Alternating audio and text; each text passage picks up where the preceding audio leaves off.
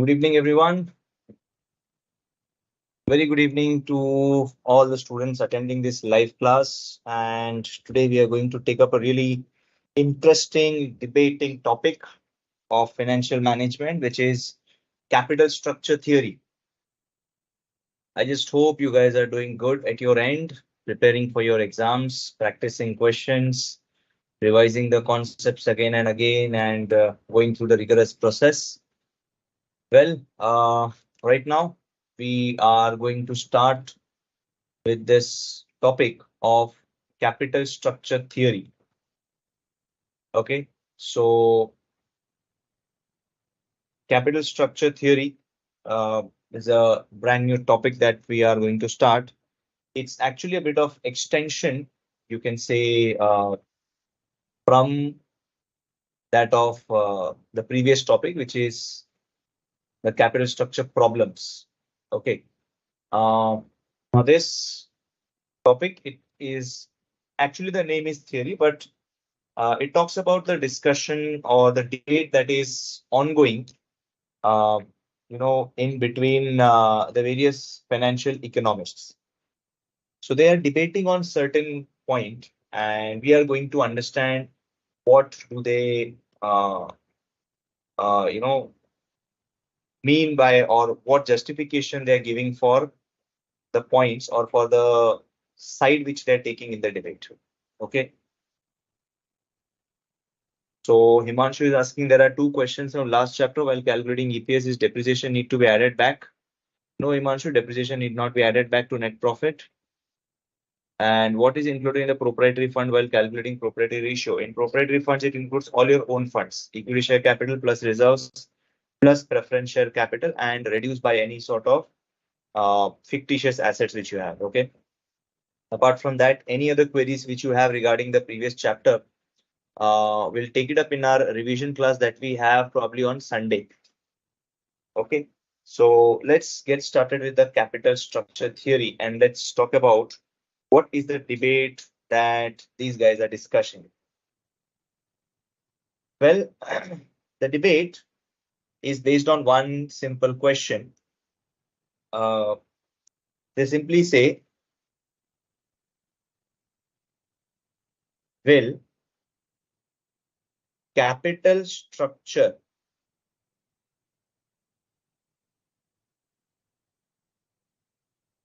which means that is the debt equity, the debt equity mix. So we're talking whether capital structure, which is actually the debt equity mix, affect the value of business. It means it is talking of a scenario in which there are, the discussion is about whether debt equity mix, whether a debt equity mix, which is the different capital structure for different companies, is it going to impact its value? Or to put it in another perspective, they're actually asking us, will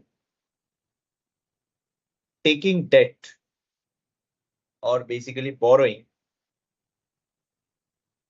in business affect its value? It means, let's say the company was earlier fully non-debt, and now you're taking some amount of debt by withdrawing some of your own funds, and instead of own funds, you're bringing in borrowed funds. So whether doing that thing, whether borrowing money is going to affect the value of the business, or we can say in another perspective, let's say there are two companies, X Limited and Y Limited. Let's say there are two companies, X Limited and Y Limited. Both of them are into the same business. Both of them are having the same operating risk. right? So we talk of business that is same for both. So both companies have the same business.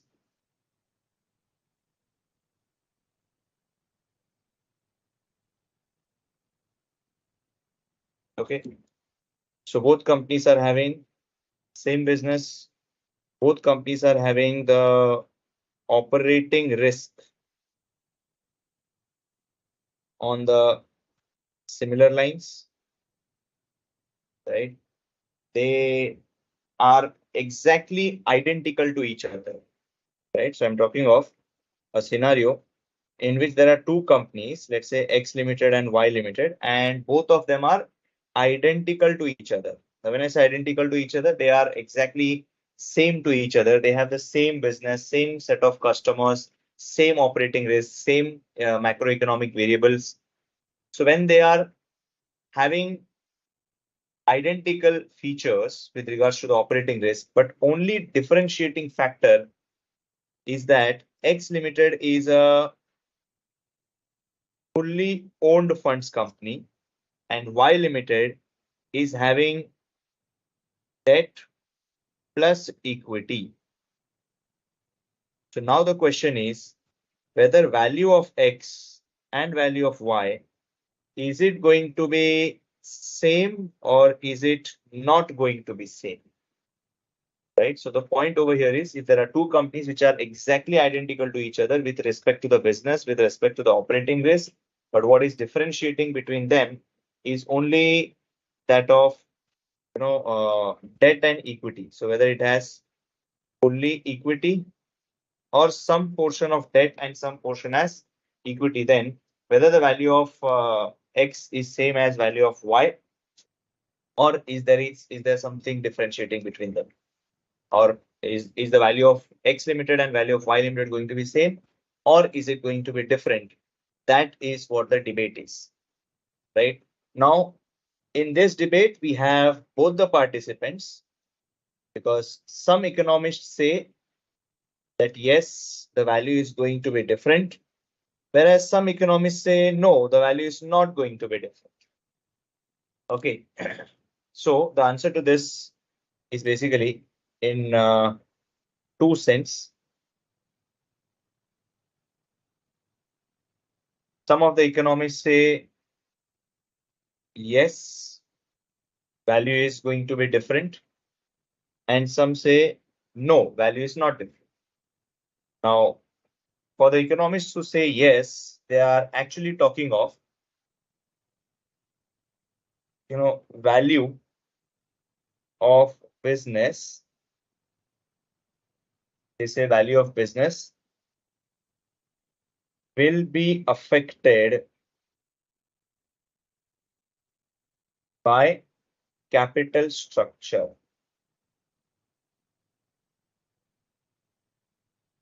So they say, yes, the value of business is going to be affected by the capital structure. Whereas the other set of economists say value of business will remain unaffected by capital structure.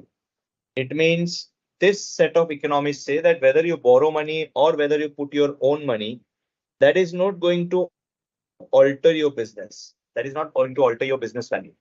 That's going to remain same. And this set of theories, those who are saying that value of the business will be affected, these are said to be theories of relevance. Because they are saying capital structure is relevant, and therefore we say they are following the theory which are talking of capital structure relevance. So theories of relevance. The second set of economists are said to be following theories of irrelevance. Okay. So we have two set of theories. One is theories of relevance, another is a theories of irrelevance. Theories of relevance say that the capital structure will be affected by the capital structure will be affecting or will be relevant for the value of the company. Irrelevant theory says, no, it doesn't matter whether you borrow or whether you put your own money. The company value is going to remain same, right? So theories of relevance, under theories of relevance, what we have is net income approach.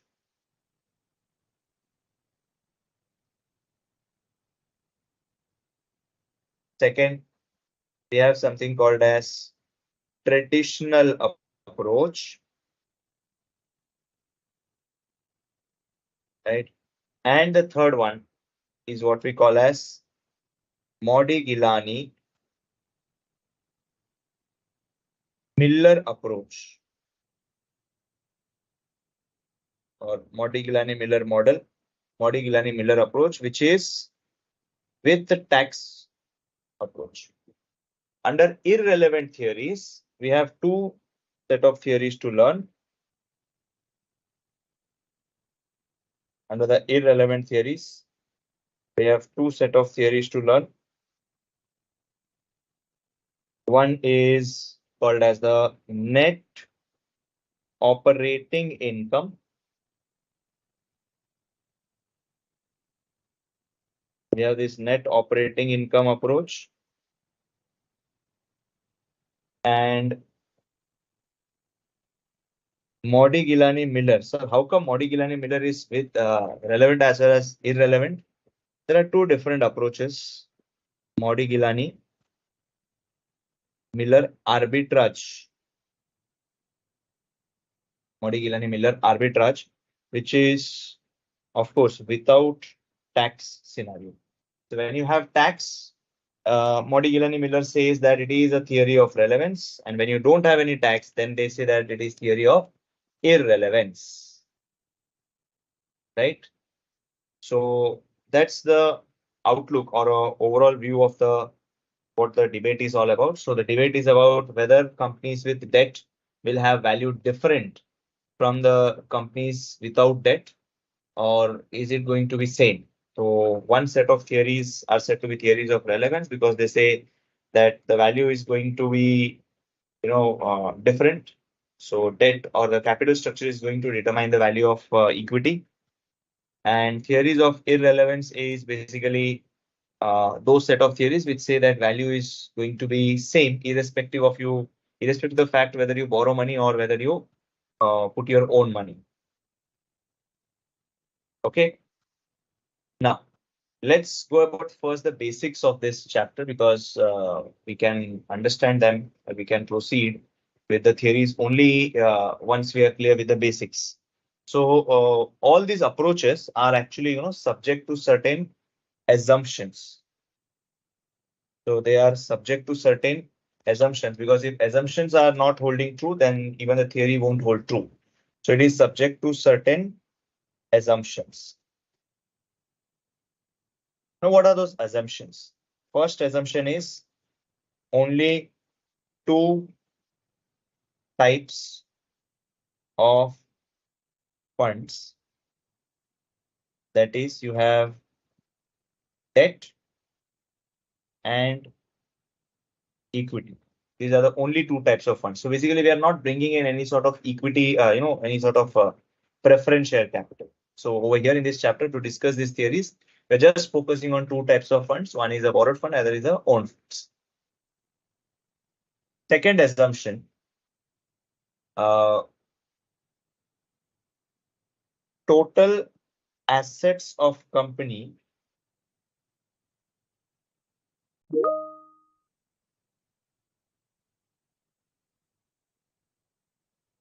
will remain constant. Total assets of the company will remain constant over a period of time.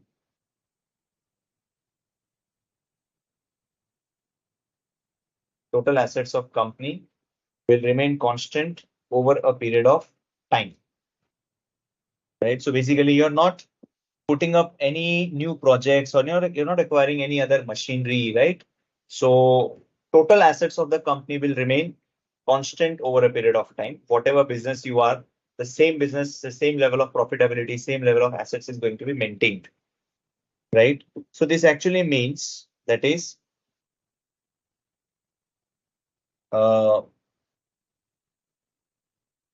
you can change the capital structure. You can change the capital structure by borrowing and withdrawing equity. So if you borrow money, the additional money that comes into a business is of no use. So you will actually withdraw the equity from your business. Or repaying borrowings, you can say repaying debt and infusing equity.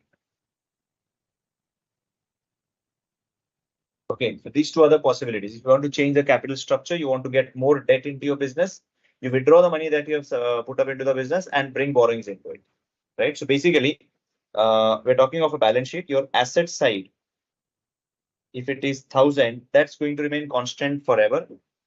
What you may have is, let's say if you originally had equity of 1,000, you can alter it as asset remaining 1,000, but you may have equity and debt as maybe 600 and 400. Essentially, what is happening that 1,000 becomes 600 because you're buying back or you're withdrawing money from the business. Okay. Similarly, you can have a scenario in which you have asset of 1,000. You already had some amount of equity and debt. So let's say you had equity 300 and debt of 700. You can get the capital structure changed by keeping your asset constant at 1,000. But maybe you will change your equity, you will increase your equity stake by putting in additional 300 and simultaneously reducing the debt by 300.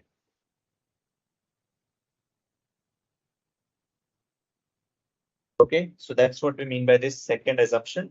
Total assets of the company is going to remain same. So if you want to change the capital structure, you just need to change your equity amount and debt amount. So if equity is going to be increased, you'll issue new shares. If you're going to reduce your equity, you will buy back the shares of the company. Okay, that's the second assumption. The third assumption that we hold, no taxes.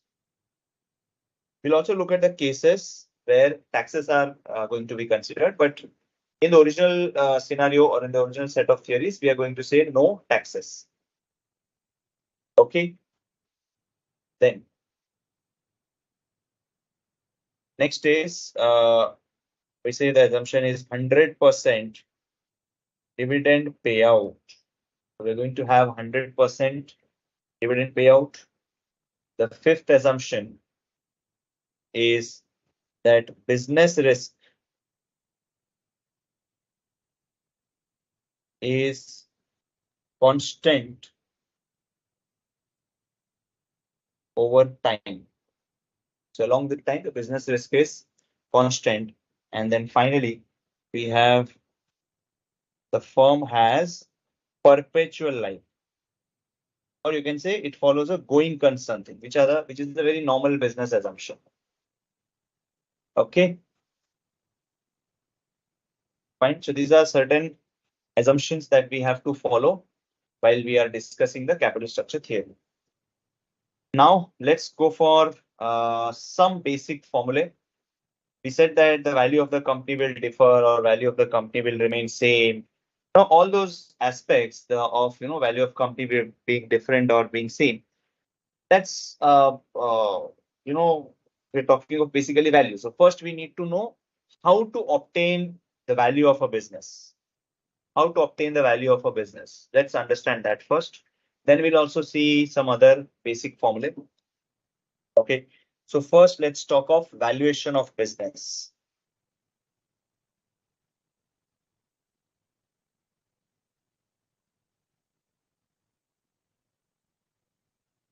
So valuation of business. Over here, we are assuming that tax rate is 0. Now, if I ask you, what is the value of any asset. Can you tell me what is the value of any asset? What can you say about value of any asset?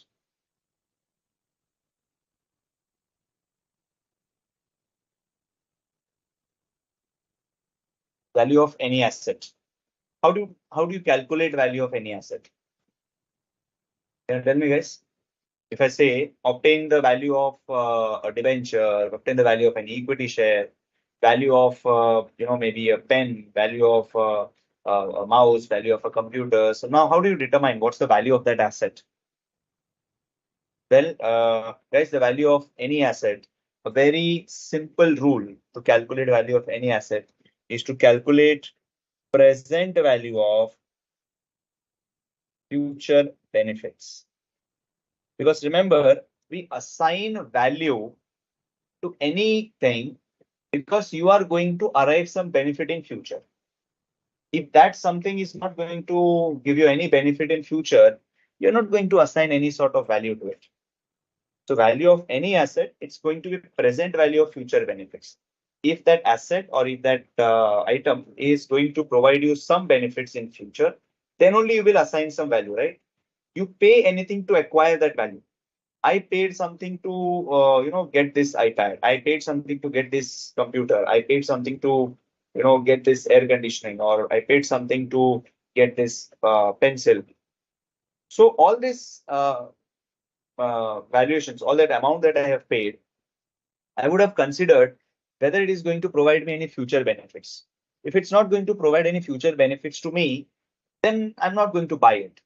So whenever I want to value anything, whenever I want to assign any value to any asset, then it's simply going to be the present value of the future benefits.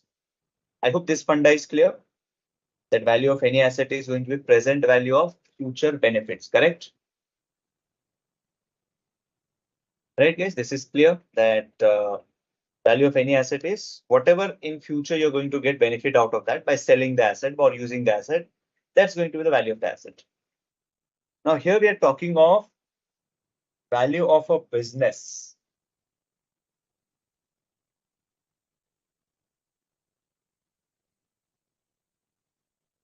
We're talking of value of a business. The value of a business is basically what? Present value of future benefits from business. Okay, by the way, value of the business is also said to be value of the firm or value of the entity, value of the establishment, right? So we are talking in terms of value of business, the value of firm. Now, value of business is what? Value of present value of future benefits from the business. Now, what sort of future benefits do you get from the business as a whole? It is going to be present value of future EBITs. Present value of future EBITs, which is earnings before interest and tax. So we say value of the firm is a present value of future EBITs. Now, of course, when I want to take the present value of future EBITs, I need to discount it at some rate. So this is going to be discounted at what rate should I discount it? At what rate should I discount it, guys? Should I discount the EBITs by overall cost of capital KO, or by cost of equity, or by cost of debt?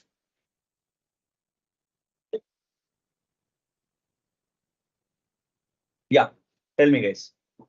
You should discount your EBITs at what rate? Should you discount it by KO, KE, or KD? Of course, it is going to be discounted at KO, right?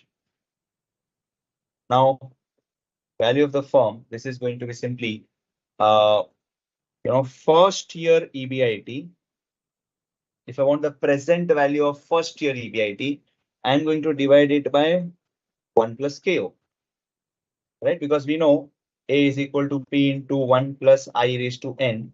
So basically present value will be the future value of the amount divided by 1 plus I raised to N. So value of the firm will be EBIT upon 1 plus KO. plus second year EBIT will be discounted as EBIT upon 1 plus KO square, plus third year it's going to be EBIT upon 1 plus KO cube, and then it just goes on till infinity, right? So it just goes on till infinity. You take a EBIT common outside, and then you have 1 upon 1 plus KO plus 1 upon 1 plus KO square plus 1 upon 1 plus KO cube, and then just goes on till infinity. So, well, this portion, by the way, guys, can I say this is geometric progression? Geometric progression with first term as 1 upon 1 plus KO. And the multiplying term, the multiplier or the common factor that goes on is 1 upon 1 plus KO itself. And we know for a GP, summation till infinity, the formula is A upon 1 minus R. Right? So if I apply the same formula over here, that's going to be EBIT multiplied by A, which is 1 upon 1 plus KO divided by 1 minus R, which is 1 upon 1 plus KO. So this is EBIT multiplied by 1 upon 1 plus KO divided by 1 plus KO minus 1 divided by 1 plus KO. Here we have 1 plus KO getting cancelled, even 1 and minus 1 getting cancelled. So essentially, value of the firm, we arrive it as EBIT upon KO. So value of the business entity is going to be shown up as, or it's going to be calculated as EBIT upon overall cost of capital. Overall cost of capital, right?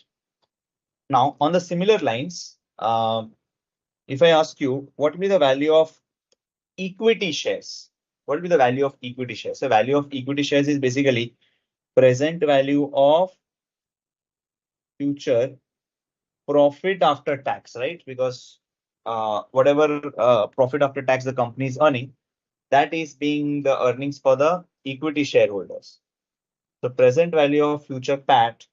So that again goes till infinity. So we can say value of equity is also said to be PAT upon K, because remember this is going to be discounted using cost of equity, right? Then value of debt, which is going to be present value of future interest payments, right? So you have this value of debt as interest upon cost of debt. Value of debt is interest upon cost of debt. Now, essentially, can you tell me if I add value of equity with value of debt, this should be equal to what? If I add value of equity and value of debt, it should be equal to what? Tell me, guys. It should be equal to what? If you add the equity value and the debt value, that should be equal to what? Value of firm, exactly. Because in a firm, what will you have as other than equity and debt?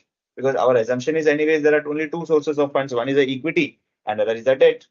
So value of equity and value of debt in total, that's going to make it up as value of the firm. So essentially, I want you to remember this formula, this one, and this one. Value of firm is EBIT upon KO. Value of equity is PAT upon KE. Value of debt is interest upon KD. And the value of firm is also going to be equal to value of equity as well as debt. Perfect. Great, guys.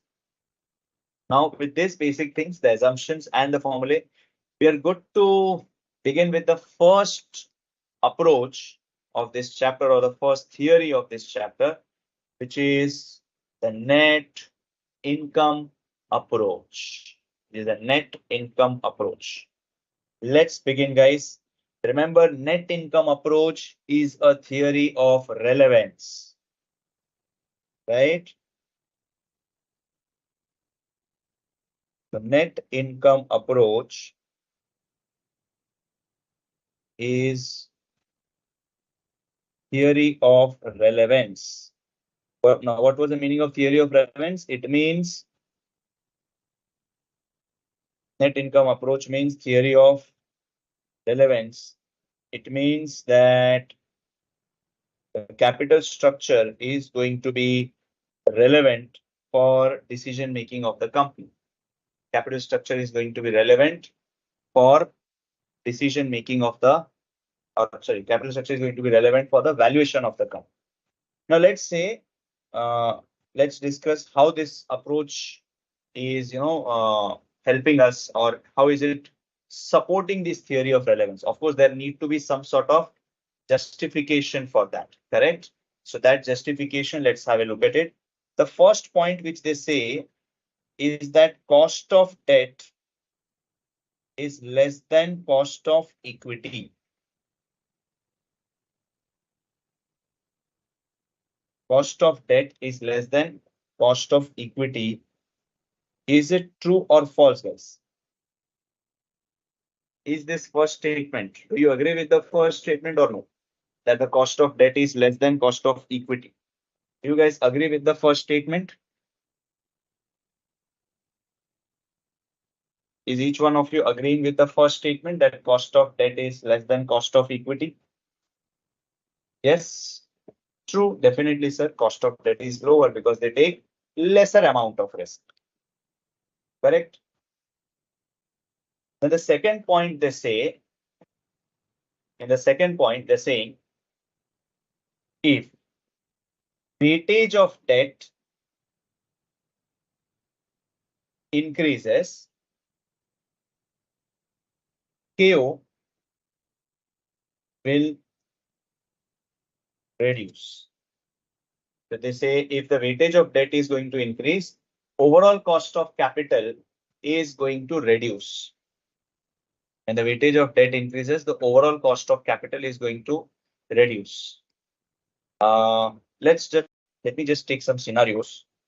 Let's say we have debt and we have also equity. In first case, we have no debt with 10,000 equity. The amount of equity capital is 10,000 and there's no debt. So of course, you can calculate the weightage of debt and weightage of equity. Suppose the cost of debt and cost of equity is 10% and 15%, right? And now you just say, let us have some debt by drawing some of our own funds out. So certain owned funds are withdrawn, and in that place you're bringing in debt. Your overall, cost of debt and cost of equity, that's kept constant, right? And we have this debt as 5,000. Let's say this is first case, this is second case, this is third case, wherein debt and equity are equal. And then we have the fourth case, which is debt is 9,000 and equity is 1,000. So we have the weightage of debt, weightage of equity. I want you to calculate overall cost of capital. In this case, I want you to calculate the overall cost of capital. And for that purpose, I'm giving you a total of 3 minutes. Time starts now, guys. Calculate the overall cost of capital. Calculate the overall cost of capital, guys. Come on. Timer has started, and I want you guys to just calculate the overall cost of capital for all the 4 scenarios. Come on, guys.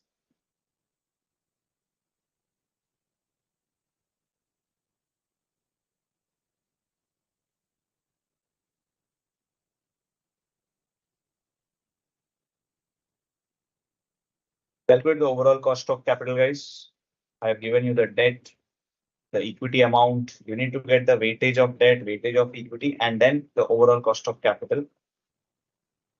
I'm pretty sure you're aware of how to compute the overall cost of capital or WACC. Just waiting for a couple of minutes for your answer.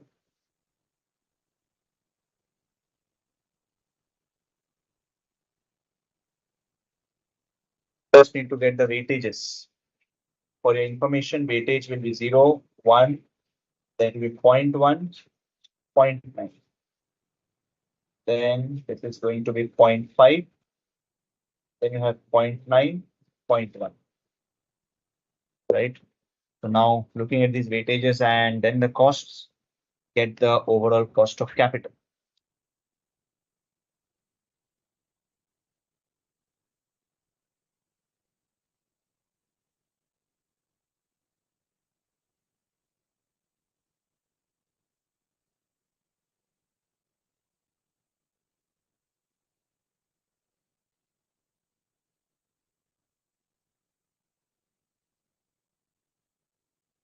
Yeah. One more minute. I can see many of you have answered.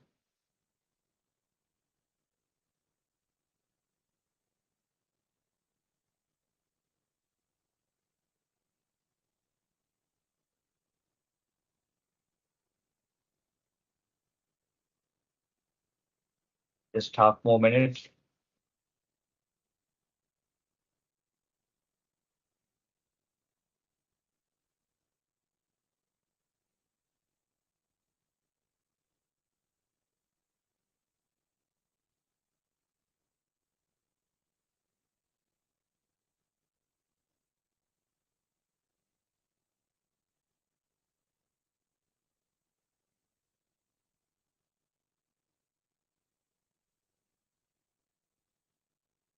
And then here we go.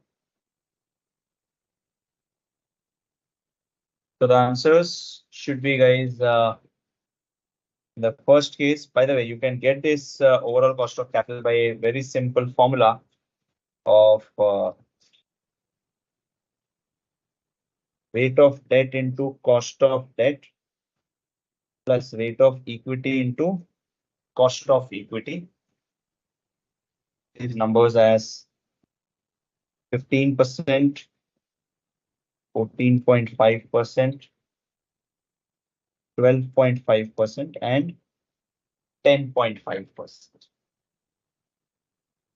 You're getting this? Yeah. Now, as you can observe, as the theory says, if weightage of debt increases, KO will reduce. Is it happening? Yes, sir. You can see that weightage of debt is increasing. And what is happening is that overall cost is getting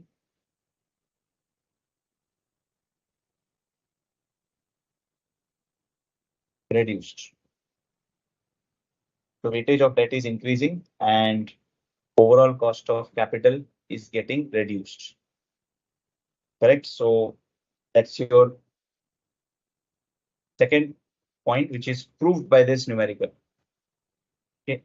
Now the third point by which they conclude their theory is, as KO reduces, value of firm increases. They're saying as KO reduces, value of the firm is going to increase. So basically, let's say at varying KO levels, which is 15%, 14.5%, 12.5%, and 10.5%. So these are the KOs. When we say value of the firm, it is EBIT upon KO. Value of the firm is EBIT upon KO. We have seen this formula, right? So let's say EBIT is 3,000 and we know irrespective of the loan you take, EBIT is going to remain constant. So 3,000 divided by 15%, which is 20,000. Then you have 3,000 divided by 14.5%, which is 20,690. Then you have 3,000 divided by 12.5%, which is 24,000. And finally, 3,000 divided by 10.5%, which is 28,571. As you can observe, as KO reduces, value of the firm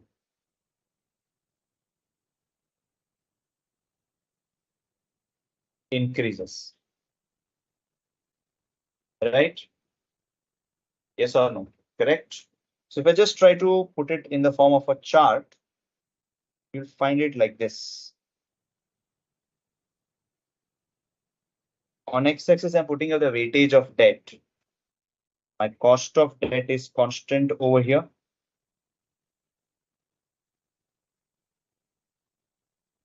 This is my cost of debt, which is constant.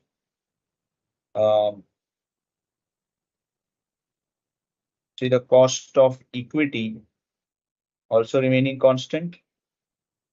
And what we have as an impact is that, this overall cost of capital, it reduces, right? So this weightage of debt, as the weightage of debt increases, overall cost of capital starts reducing. Now,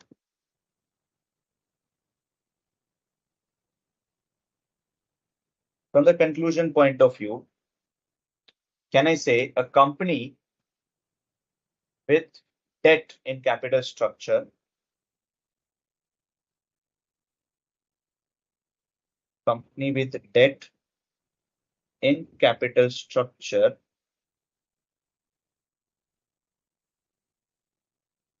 will have a greater value.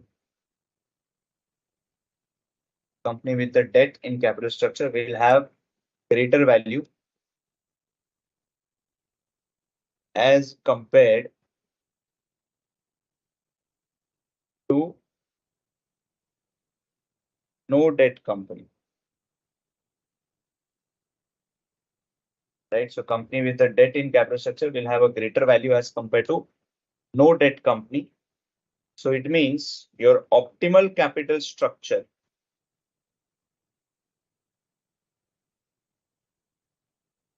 is that, weightage of debt should be approaching 1 and weightage of equity should be approaching 0. Right? So that's your first theory, which is net income approach. And under this net income approach, what's happening is that, cost of debt is less than cost of equity. So as the weightage of debt increases, KO will reduce. As KO reduces, the value of the firm increases. So this approach says that the value of the company is going to be different with regards to the capital structure. So as the capital structure changes, the value is also going to change. The first theory. Now to counter this, or to give a more, to make some corrections in the assumptions or mistakes that have been committed in this, a new theory comes up, which is called as a net operating income approach. We are looking at a new theory, which is net operating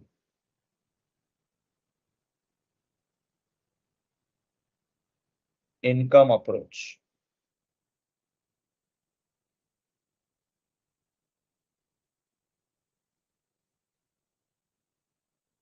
This is net operating income approach. Now let's talk about what this theory says about the capital structure. The first point it says is that cost of debt is less than cost of equity. Sir, it is same as the previous approach. Exactly, it is same as the previous approach, which is cost of debt is less than cost of equity. But the change happens on the second point onwards. In the second point, they say as weightage of debt increases,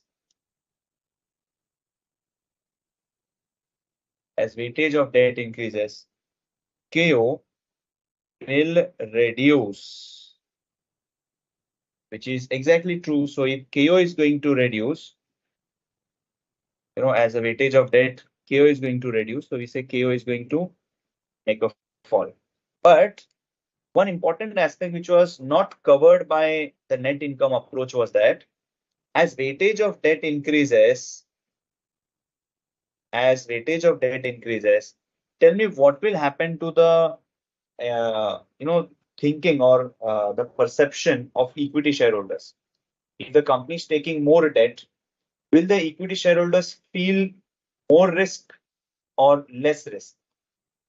If the company takes more debt, will the equity shareholders perceive a greater risk or a lower risk?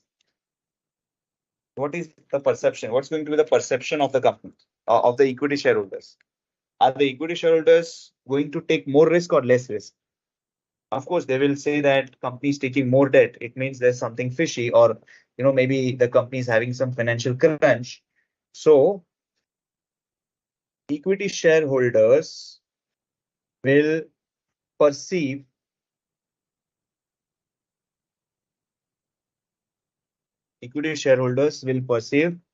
higher risk.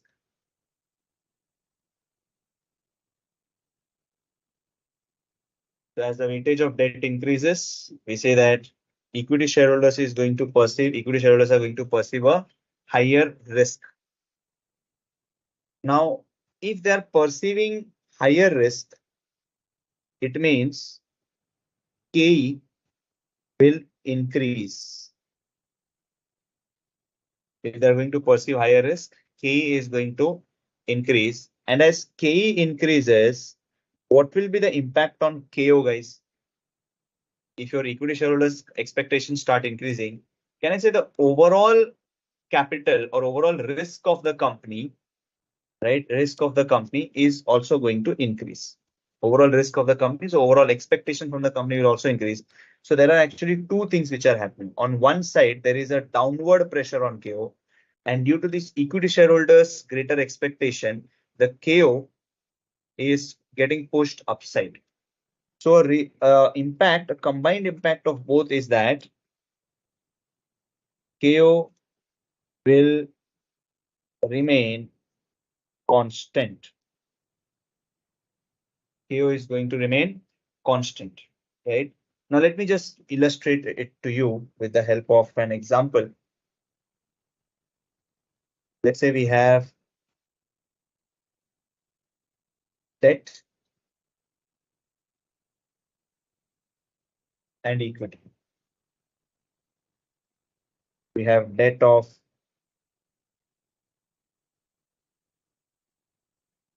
1,000, 5,000, 9,000. Equity is 9,000, 5,000, 1,000. And I want you to compute the weightage of debt, weightage of equity. I'm just giving you the cost of debt and cost of equity. So let's say this is 10%, 10%, and 10%. As I said, equity shareholders are going to demand a higher rate of return for greater debt. So when you had just 1,000 debt, the equity shareholders were demanding 15% as the rate of return. But when you take 50-50 debt, then they are demanding a 19%. And if you're taking extremely high levels of debt, then they require a very high level of return, which is, let's say, 55%. Now, just show me what's the calculation for KO.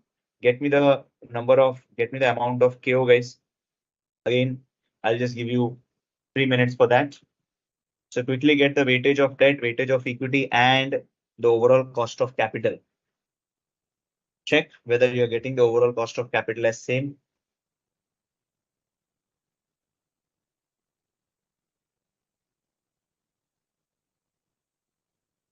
Get the overall cost of capital. Try to see how the overall cost of capital is computed.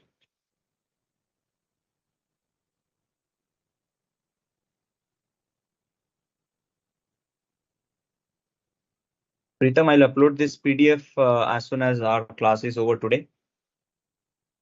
This PDF as well as previous class PDF, I'll be uploading it after today's lecture. Yeah, get the KO guys for all the 3 scenarios.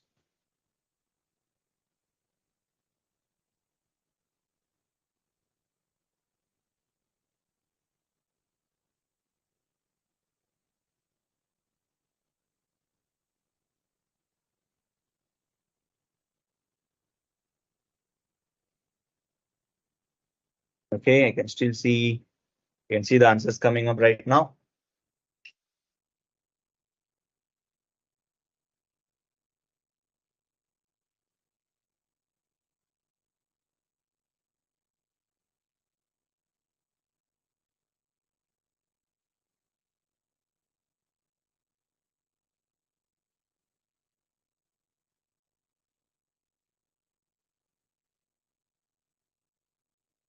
Okay, okay, I can see the answers coming up. So the weightage of debt will be guys 0.1, 0.9 equity. And over here it is 0.5 for both. This 0.9 and 0.1.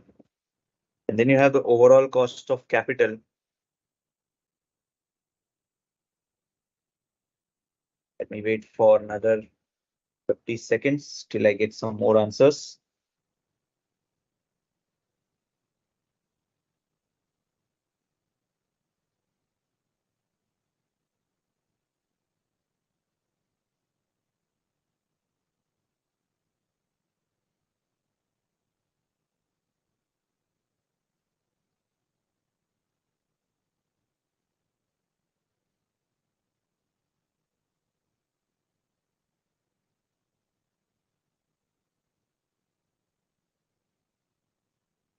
Okay, I think this time you've been able to achieve it within time. So you can find that KO is 14.5% in each of the 3 cases. So for each of the 3 cases, you'll find that KO is going out to be constant 14.5%. So I just try to draw a chart for you. What's happening is that cost of debt is constant, whereas the equity shareholders' expectations are on a rising trend. And when we look at the weighted average number, which is basically the KO, overall cost of capital, that gets stuck in between because there's a upward pull by higher K and there's a downward pull because of greater weightage to cost of debt. So essentially what's happening is that higher amount of debt, higher weightage of debt is leading to the KO remaining constant, unchanged, right? So we have this third scenario, third point, as they say, as KO is constant now, which is quite obvious. If your overall cost of capital is constant, value of firm will be also constant. Value of the firm is also going to be constant. So what conclusion can we draw from this? What conclusion can we draw from this? We can say value of business is not affected by capital structure, right? The value of business is not affected by capital structure, or you can say any capital structure is optimal. There is nothing called as optimal capital structure that you need to have so much of debt, so much of equity. You can take any capital structure, any amount of debt equity combination. You will find that the value of the company is going to remain constant because of the observed phenomenon of higher cost of equity. Okay.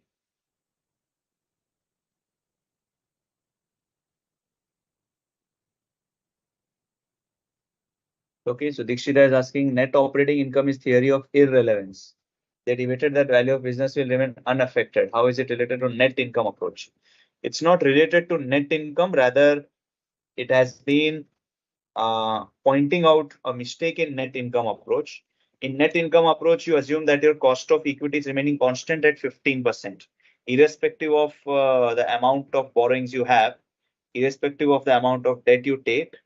You say that the cost of equity is remaining constant, which is not a true case, right? Because equity shareholders will have a greater expectation if you take more debt, right? So that's the shortcoming of net income approach, which has been removed by the net operating income approach. Okay, now let's go for the third approach. The third approach is said to be a traditional approach. Third approach is about traditional approach.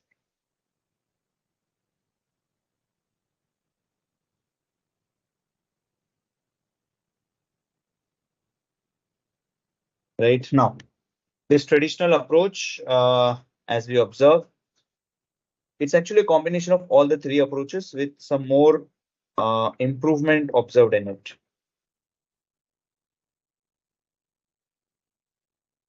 Right, so we have this weightage of debt over here,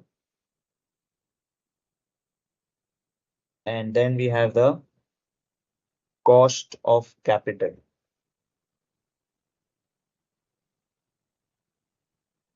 Right, so we have got three phases. Under the first phase, you have, let me just draw the phases over here.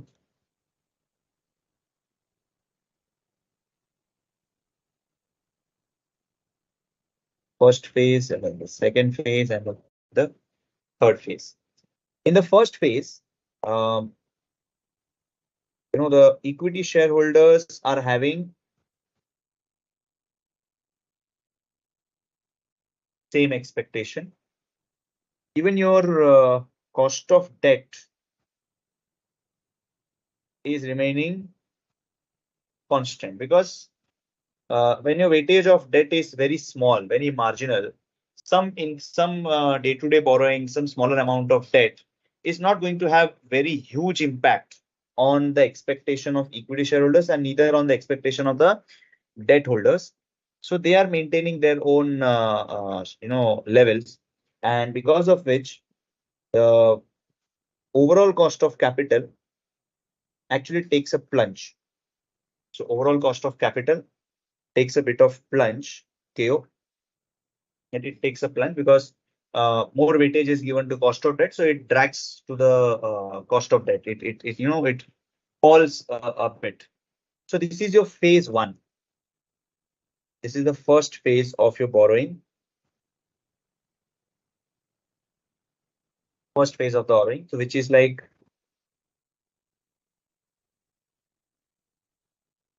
small amount of debt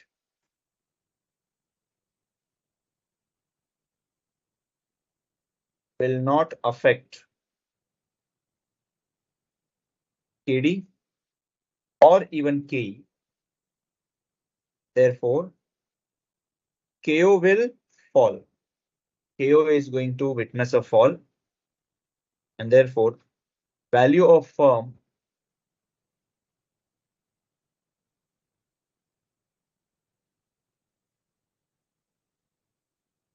will increase, right? So in the first phase, KO is reducing. So of course, the value of the firm is going to increase.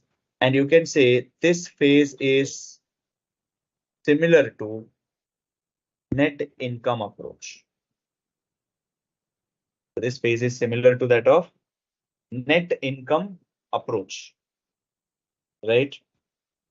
Then if you take more and more debt, as the weightage of debt increases,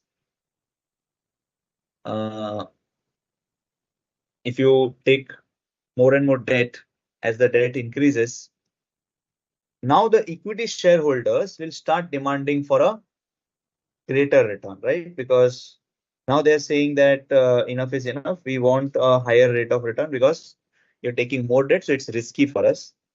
The bankers are still ready to lend you at a similar rate. So not much problem for the bankers' point of view, right? Now, what will be the impact on KO, guys? The KO, which was in a reducing trend, that will become constant. So in this scenario, what's happening is, KE starts increasing. So this is the second phase of our capital structure. That's beyond a typical debt level. Now the KE starts increasing. KE starts increasing. Obviously, why is it increasing? Because of a perceived higher risk, right? So KE starts increasing due to higher debt, right? Now, as it becomes, the KO becomes a constant number. KO becomes a constant number, and this is similar to net operating income approach, right? Now, the addition or the value addition that this theory has done is, if you take extremely high levels of debt, then bankers are not going to give you debt at the same rate. Bankers also will feel the pinch. Bankers will also feel that, no, if the company is taking debt which is more than the eligible amount, then it's like a risk for them. And for that reason, the expectation of bankers also start increasing. And as the expectation of bankers increases, now no one can stop KO from rising, right? So in the third phase, in phase number 3, what we see is KD and KE both increase. Therefore, KO will also increase, and as KO increases, therefore value of firm will reduce. Can you tell me, in all the 3 phases, in which phase the value of the firm is going to be highest? In which phase is the value of the firm going to be highest? Phase 1, 2, or 3? Where will you find that the value of the firm is highest?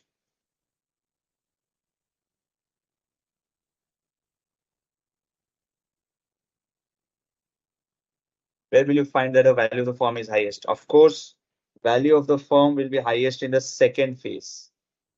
Value of firm will be highest because in the second phase, the overall cost of capital is lowest, right? Your overall cost of capital is at the lowest level. And when your overall cost of capital is at the lowest level, you will find that the valuation increases. Okay, is it perfect, guys? Are we good with it?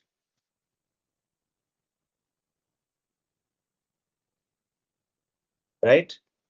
Fine. Let's then go for some questions, because these are the 3 phases which we have done. So right now, let's get started with some questions, and then we'll go for the Modigliani and other theories. So let's begin with the capital structure theory problems. In that, the first question.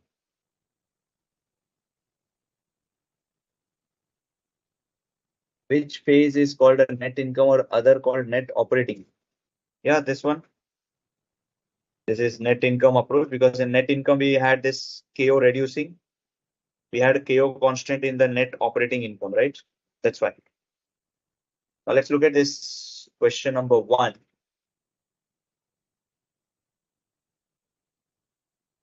Lakshmi Limited is expecting an annual earnings before payment of interest and tax of rupees 2 lakhs.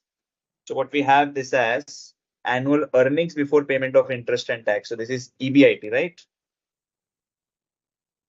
Okay, question number 1. EBIT of 2 lakhs. Correct. So EBIT is 2 lakhs. Then next is the company is in the capital structure has 8 lakhs in 10% debentures. Cost of equity of capitalization. So this is cost of equity is 12.5%. You're required to calculate the value of the firm using net income approach. Also compute the overall cost of capital. Okay. So we have the EBIT figure. We have the cost of debt figure, which is 10%. Value of debt, we have 8 lakh. And because we had this 8 lakh in the capital structure, value of debt is 8 lakh. KE is 12.5%. Okay, so we have EBIT, which is 2 lakh. Now from that, we know we pay out the interest.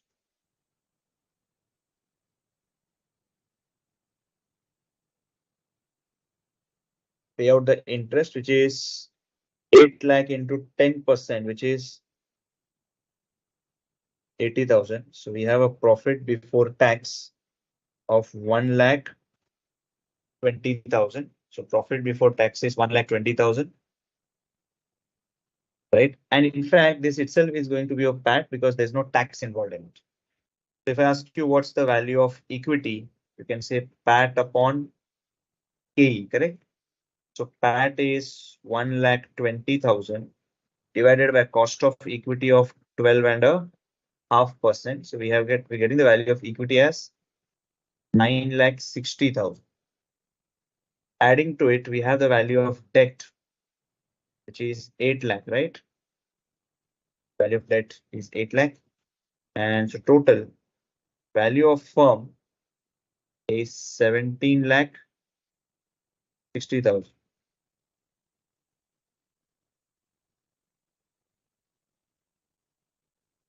17,60,000. Value of firm is 17,60,000. We have the value of firm going ahead by another formula. We know it is EBIT upon KO. So basically value of the firm is 17,60,000 is equal to EBIT of 2 lakh upon KO. So you can calculate this KO as 2 lakh divided by 17,60,000, which is 11.36%. Correct? Yeah. Now, similar question, we have the second one. Assume in the illustration given above that firm decides to raise further 2 lakhs by issue of debentures and to issue proceeds to redeem the equity shares. You're required to calculate the value of the firm according to NI approach and also compute the overall cost of capital. So I'll just put up certain basic numbers and then I want you to calculate it. So we have the value of debt as originally it was 8 lakh. You're raising additional 2 lakh. So value of debt works out to be 10 lakh. Okay. Cost of debt is same 10%. Cost of equity is 12.5%. You have the EBIT as 2 lakh, right? So I want you to fill up this, the interest, the PBT, the value of equity, the value of the firm, and then the KO.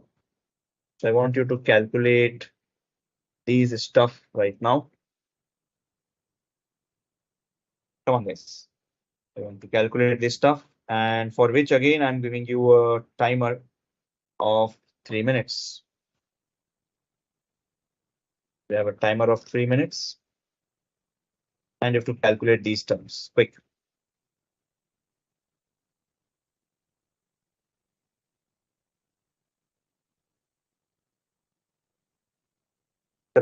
Try to calculate these numbers, guys.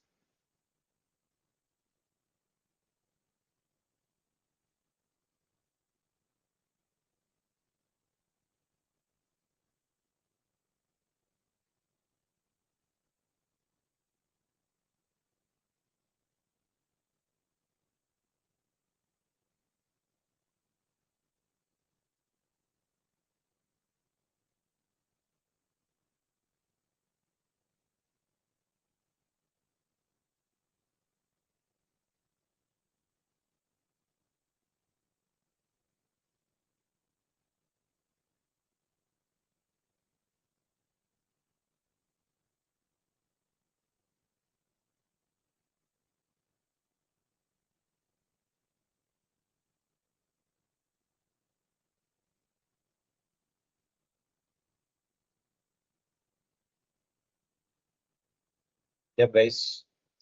You have 1.5 more minutes.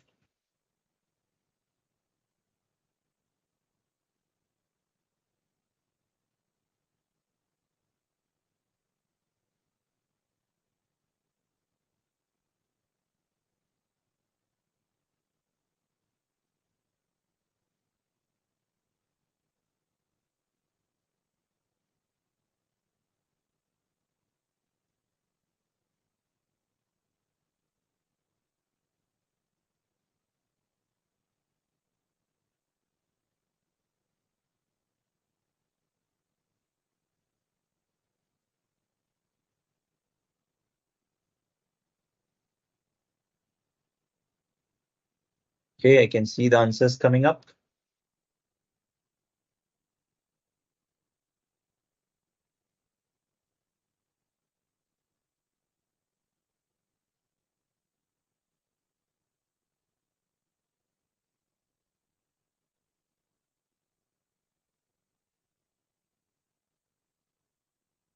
Okay, half a minute more.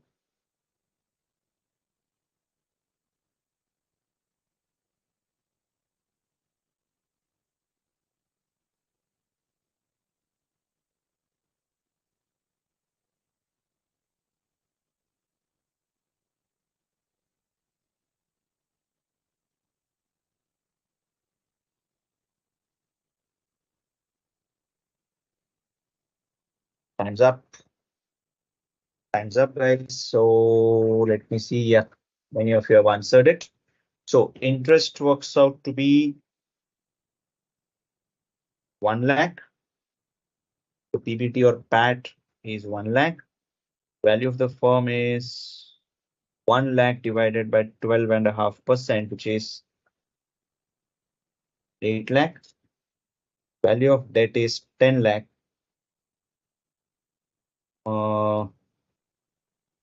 So overall value of the firm will be 8 lakh plus 10 lakh, which is 18 lakhs.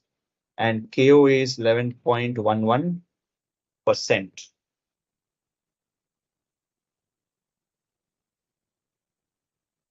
Okay, KO is 11.11%.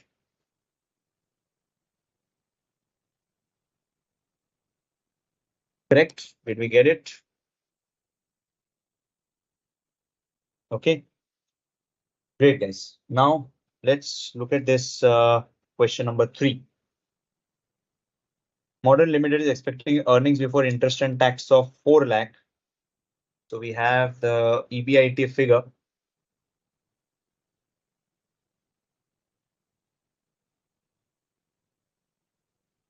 EBIT is 4 lakh and belongs to a risk class of 10%. So that's like KO, overall risk of the company is 10%. You're required to find out the value of the firm and cost of equity capital if it employs 8% debt to the extent of 20, 35, and 50% of the total financial requirement of 20 lakhs. Okay, so there are 3 different scenarios wherein we have the value of debt to be, 4 lakh. No, value of debt is basically how much? 20, 35, and 50%. Okay. So value of debt will be 20% of 20 lakhs, which is 4 lakh. Then next it is 20, 35, and 50.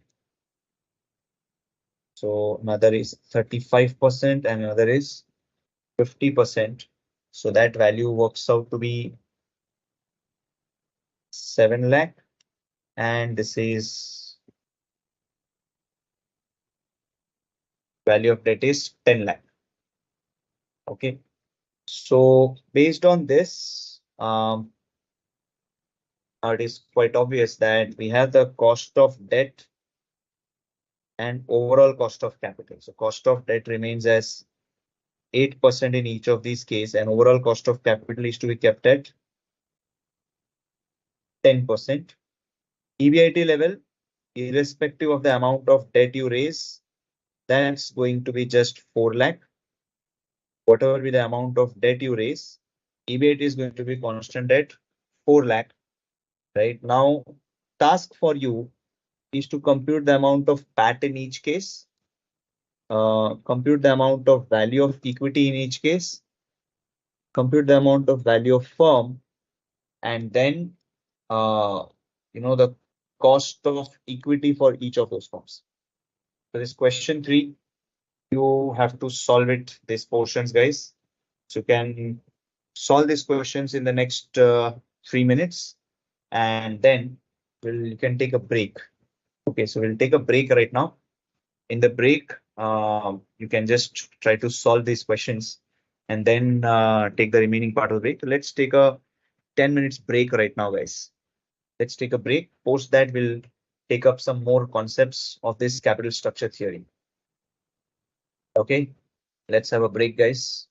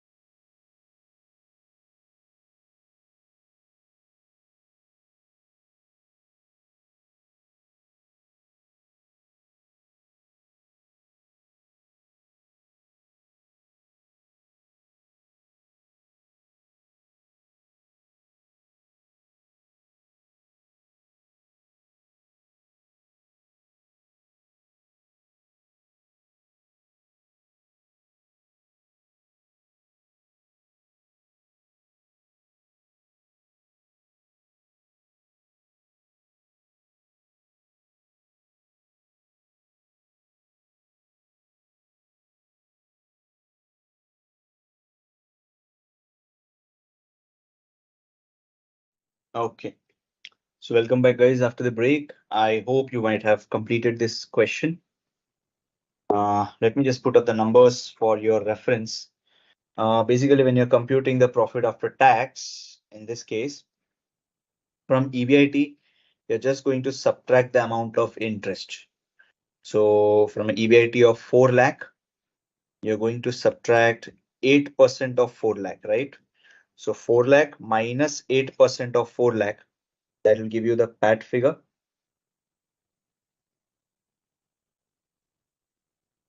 Right, so this is 4 lakh minus 4 lakh into 8%, because PAT and PBT are both one and the same over here.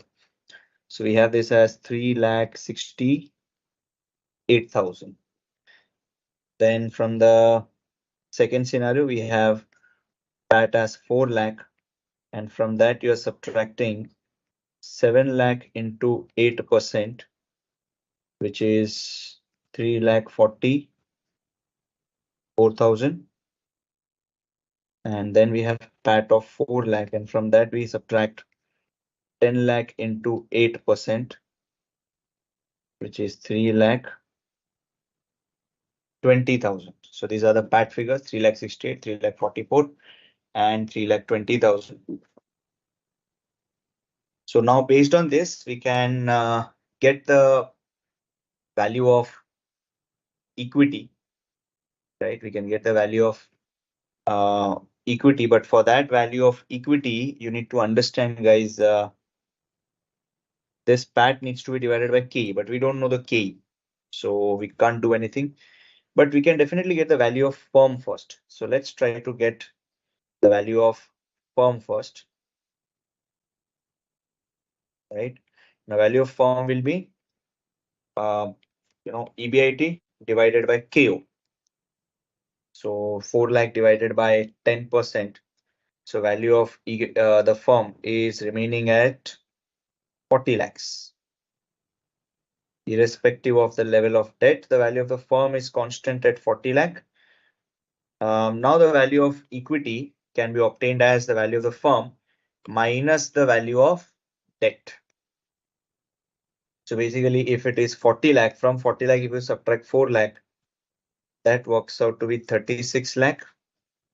Then you have from 4 lakh, when you subtract that 7 lakh, that works out to be 33 lakhs. And then from the 40 lakhs, you subtract the 10 lakh, that works out to be 30 lakhs. Right, so this is your value of equity. And finally, the cost of equity will be PAT, which is this figure, divided by the value of equity. So we have this as 3,68,000, which is PAT divided by the value of equity, right? So this is simply obtained as PAT upon value of equity, right?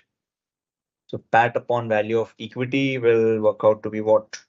3,68,000 divided by 36 lakh.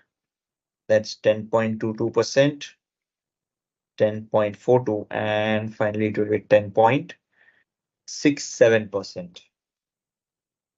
Yep, that's it. So that's your question number 3. That's question number 3, guys. Okay, now let's go for the next model, in which we are talking of the net operating income, but we are bringing in taxes into it. Okay, so we are talking of net operating income with taxes. Now, when I say net operating income with taxes, we are essentially talking of the model, the Modigliani-Miller model. Okay, now the Modigliani-Miller model, we know value of a levered firm which is basically value of a firm which has got debt, is same as value of a unlevered firm, without any debt. So this is a company with debt, and value of unlevered firm is company without debt. The value of the levered firm with debt and value of the firm without debt, it's going to be the same, right? But this is a scenario in absence of taxes. So when you don't have any taxes, then you find that both the companies are having similar value, right? But when you bring in taxation, which company is going to have, you know, a lesser amount of tax payout? Which company is going to have a lesser amount of tax payout? Yeah, tell me, guys. Which company is going to have a lesser amount of tax payout?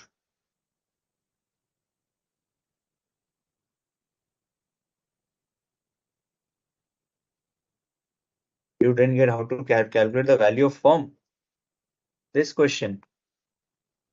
Himanshu, not Himanshu, sorry. Why didn't you deduct interest from EBIT? Bhumika, while computing PAT from this EBIT of 4 lakh, I have subtracted interest on this debt. So I have subtracted it. And the value of firm is obtained as simply EBIT upon KO.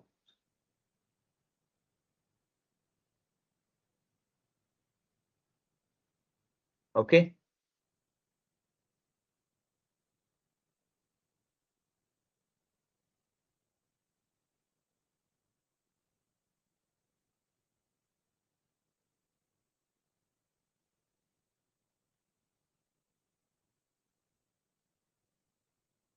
All right. Okay. So coming back to this now, in the absence of taxes, value of the firm, value of both the firms is one and the same.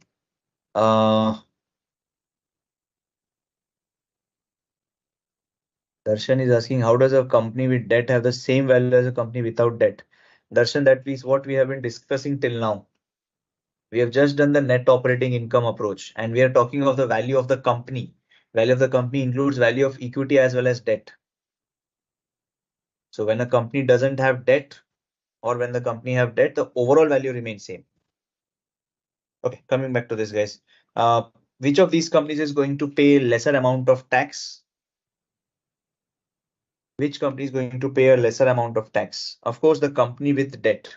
Because on a company with debt, it pays interest, and interest is a deductible expense. Remember, dividend is not a deductible expense, but interest is a deductible expense. So when we're talking of the value of the levered firm, right? So we need to look at, if in case of levered firm, there should be, savings for the levered firm, right? So for levered firm,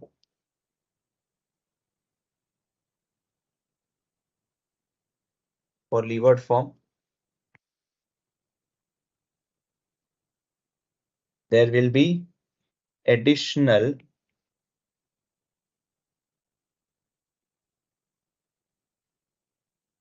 cash inflow due to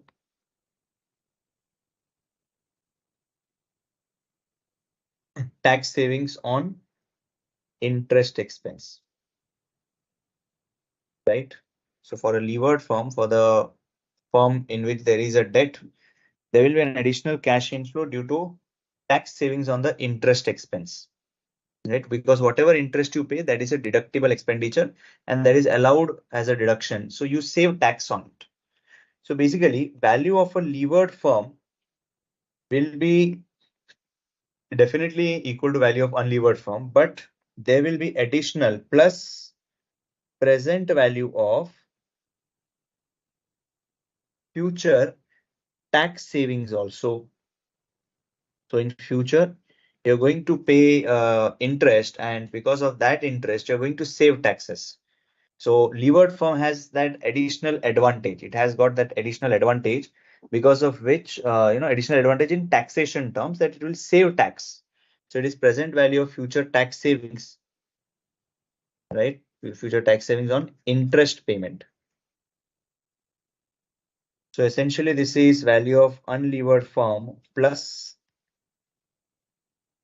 interest into tax upon 1 plus KD, right? Because on interest you pay, you are saving some taxes, right? So if you pay 100 rupee interest, on that you get 30% tax deduction. So that's interest into tax upon 1 plus KD for the first year. Then for the second year, it is interest into tax upon 1 plus KD, the whole square for the second year. Then for the third year, it is interest into tax upon 1 plus KD cube, and this goes on till infinity, right? So we have this value of unlevered firm plus. Now from this, you can simply take interest into T common, and what you have inside is 1 plus KD plus 1 upon 1 plus KD square, and it goes on till infinity. And as we know, this is again a geometric progression. So applying that, interest into tax into 1 upon KD, and we know value of unlevered firm plus this is interest upon KD into tax, right? Because we anyways discounted the tax saving at the rate of cost of debt, and when I take this into account, this works out to be value of unlevered firm plus debt into tax rate. So we have the value of levered firm as equal to value of unlevered plus debt into tax rate.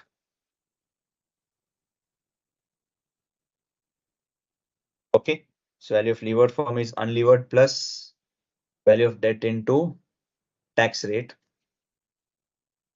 Now, this is what the Modigliani-Miller model is. Okay, so the Modigliani-Miller model that we say is that levered and unlevered are not going to be same. Rather, the levered form is going to have an additional value because of the tax savings on the debt. Okay, this remember, this needs to be remembered, guys. Now, you can also say there are some additional formulae also.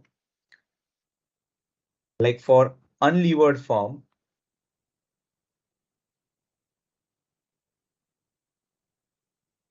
for an unlevered form, your KO is going to be equal to KE. That's the first part, because you don't have anything else in your balance sheet. So whatever is your KE, that itself is your overall cost of capital. Second, your PAT figure is, EBIT, we know it is EBIT minus interest into 1 minus tax rate, which is EBIT into 1 minus tax rate. Right, so that's your PAT. So PAT is EBIT into 1 minus tax rate. Right, so remember, for an unlevered form, KO and KE are one and the same. And even for the PAT, you can say it's EBIT into 1 minus T. Okay, so we just need to remember these basic formulae before we proceed with the next question. So right now, let's go ahead with the next question, which is question number 7, guys. Let's do a question on this model, which is question number 7.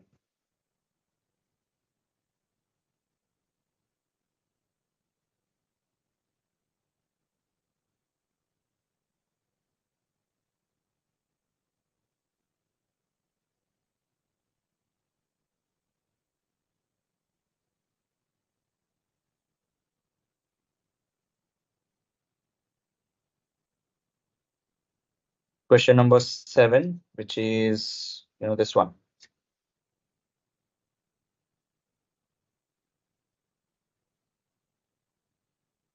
That's question number 7. Yeah, let's read it and try to solve it.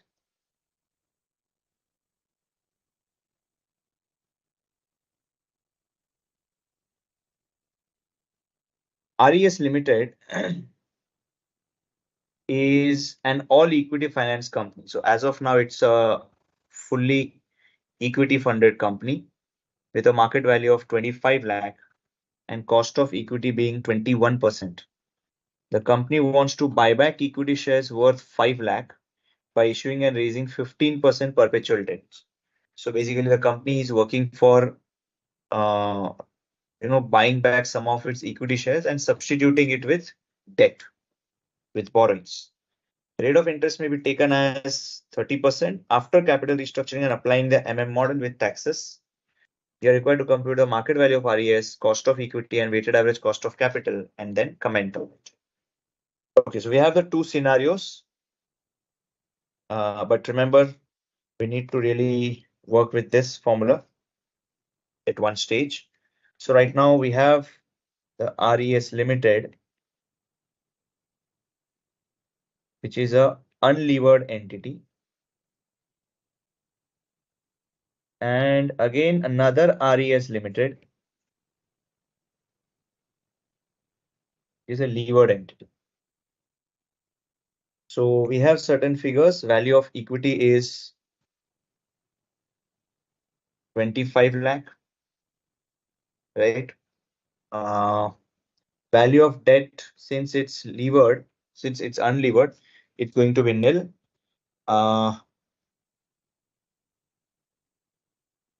Then in the next case, value of debt for RES Limited, which is a levered entity, we have some value of debt in it, which is given as,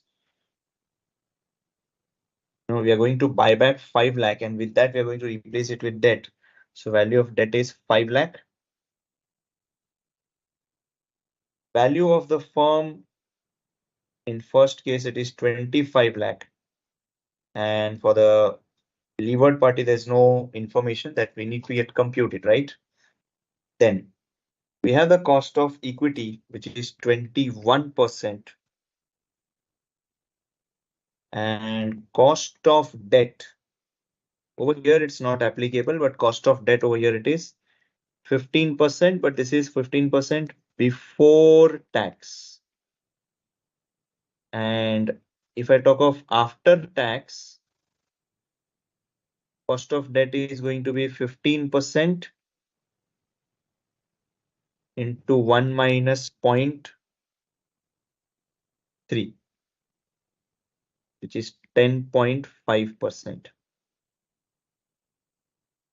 Okay, so cost of debt is 10.5%. Now, EBIT is given as 7 lakh 50,000. Right, my bad, 1 second. Yeah. We have this figure, and cost of equity is 21%. Company wants to buy back the equity shares. So now, how do I go about the entire income statement? So let me begin with EBIT less interest. So you get profit before tax. From that, we subtract the taxes so that we get profit after tax. Now, profit after tax as a figure, we can get it by simply looking at the value of equity and cost of equity, right? Because that we can get it as value of equity multiplied it with cost of equity. So here we have this value of equity as 25 lakh, multiply it with 21%. 25 lakh multiplied with 21%, right? So 25 lakh multiplied by 21% will make it as 25 lakh 25,000. Yeah. And then we have to do the backward calculation because tax rates are given as 30%. Correct. So tax rate is 30%. So we can say If my PBT is 100, this is 30 and PAT is 70. So on doing the cross multiplication, tax is 2,25,000. PBT is 7,50,000. Interest rates are nil.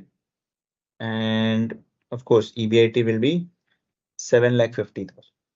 And we know, guys, that even if you take your company from unlevered position to levered position, the EBIT is going to remain constant. EBIT is not going to differ. So EBIT is going to remain same at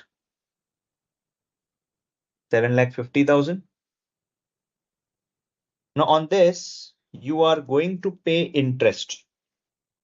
Interest is going to be paid on this, which is the value of debt on which interest is being paid at 15%. So on 5 lakh, you have 15% charge, which is 75,000 is the interest. So profit before tax is 6,75,000. So the tax at the rate of 30% on 6,75,000 will work out to be 2,02,500. And you have the PAT figure as 4,75,000, right? So we did this calculation, the upward side, and here we have 4,72,500. Sorry, 4,72,500.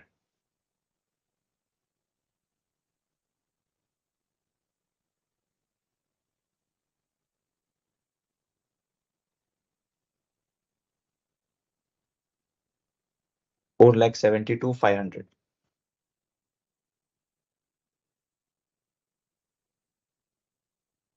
Right? Are we clear till now? Is this calculation clear? This much part? The EBIT for the unlevered company, EBIT till PAT for the unlevered, and EBIT till PAT for the levered company. Are we clear till now? Everyone?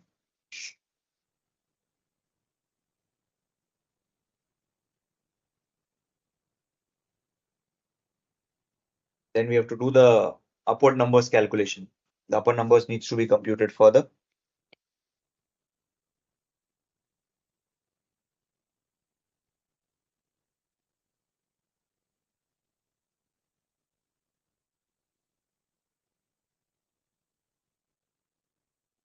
Yes, clear?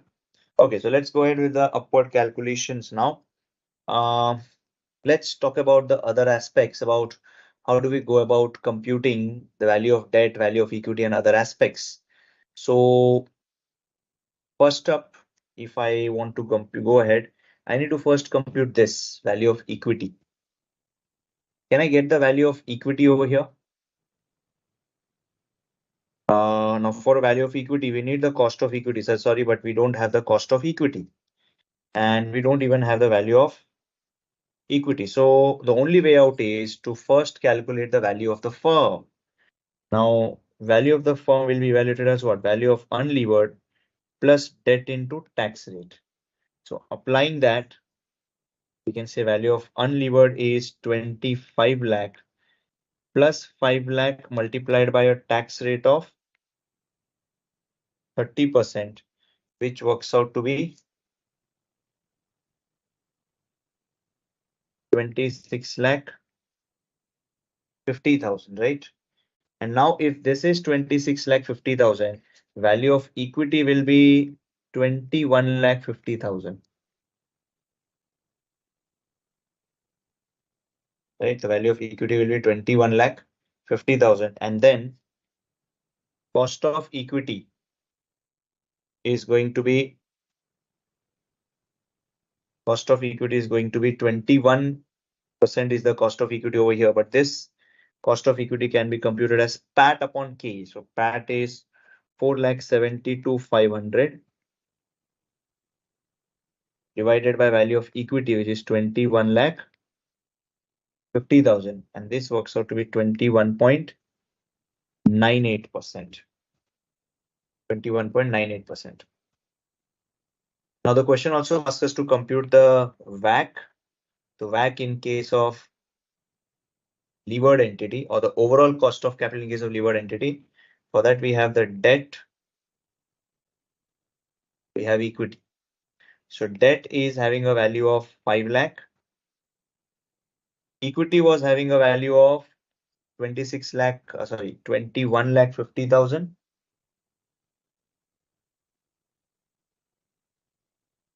So from that, you define first the weights, then the cost, and then weights into cost. You take a total. And obviously, cost is going to be taken as 10.5% and 21.98%. And you have to compute the WACC. So on taking the product, we should get it as 19.81%. Right? So KO or overall cost of capital is 19.81%.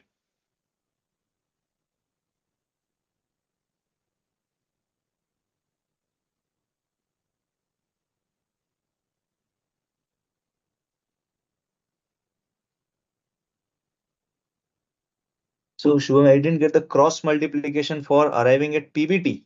Oh, PBT is 100, so tax is 30. So PAT is going to be 70. So we have computed the PAT as 5,25,000. So just need to multiply 5,25,000 into 100 divided by 70. Right? So that's just a cross multiplication part. 5,25,000 into 100 divided by 70. And 5,25,000 into 100, when you divide it by 30, you will get it as a tax figure. You just need to cross multiply these portions. 5,25,000 into 100 divided by 70 will give you this. Right? And then obviously 2,25,000 will be the balancing tax figure. Are we clear with this solution, guys?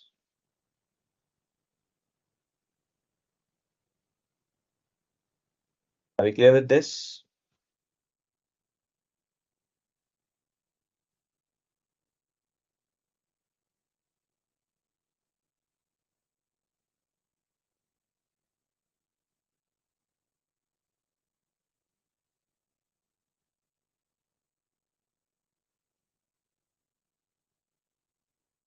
Yeah, got it.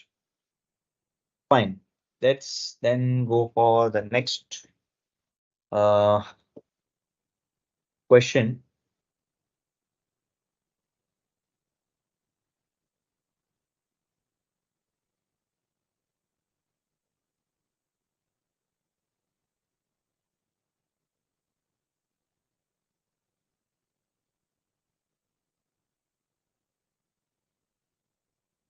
Let's try out this question number 8, guys. I want you to solve it. Question number 8. Stopco Limited, an all equity finance company, is considering repurchase of 200 lakhs of equity and replace it with 15% debentures of the same amount. Current market value of the company is 1140 lakhs and its cost of capital is 20%. Its earnings before interest and taxes are expected to remain constant in future. Its entire earnings are distributed as dividend. Applicable tax rate is 30%. You're required to calculate the impact on the following on account of change in capital structure as per Modigliani-Miller hypothesis. So we need to have market value of the company, cost of capital, and cost of equity. Will you try it, guys?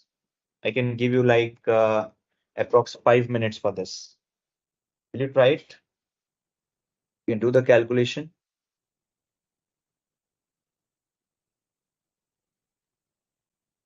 Will you try it?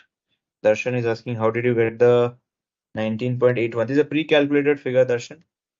I computed the weights and on that basis, it's just the calculation part. I'm just giving you the final answer for verifying.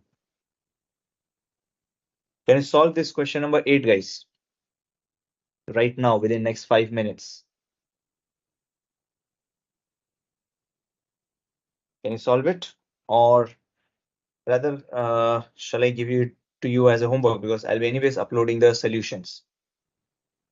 Shall I give it to you as a homework?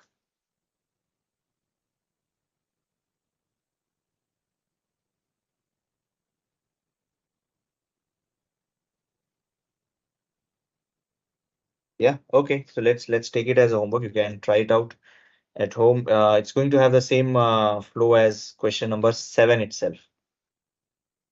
Okay, so now let me go for the next and the last concept that we have in this chapter, which is about again the Modigliani-Miller, but this time it is Modigliani-Miller arbitrage approach. So for that, we need to first look at what is arbitrage. Ever heard of this term arbitrage? Ever heard of this term arbitrage? Well, arbitrage is can be simply depicted as, let's say you have two markets, BSE and NSE, Bombay Stock Exchange, National Stock Exchange. So Bombay Stock Exchange is, let's say in that market you have the share price to be 950, and in NSE it is, let's say, 980. So any rational person would, buy from BSE and sell in NSE. So any rational person would buy, buy from BSE at 950 and sell it NSE at 980 and get a profit of 30. Get a profit of 30. Now, when everything is happening like this, what will happen is in BSE, the demand for the shares will increase, and in NSE, the supply for the shares will decrease. No, sorry, supply will also increase over here because everyone is selling over here, the supply is increasing, everyone is demanding over here, the demand will increase. So ultimately, what will happen in a long run, they may settle down for a price of maybe 965. Both the stock exchanges may just get settled at a price of maybe 965, and that's where the arbitrage is achieved, or arbitrage is basically achieved by gaining profits, and over a long run you'll find the prices become equal. So what is arbitrage? Arbitrage is basically buy from less valued market and sell in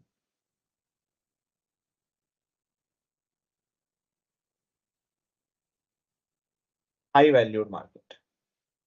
So you are going to buy from less valued market and sell in a high valued market, right? Yeah. So that's your arbitrage. Now this same concept, arbitrage the same arbitrage concept is used by Modigliani and Miller to explain how the arbitrage is going to be undertaken. How it is undertaken so that as an investor, you get benefit out of it. Or when will the investors move from one market to another or from one company to another? Now for that, for understanding this concept of arbitrage and Modigliani-Miller, let's look at this question number 10.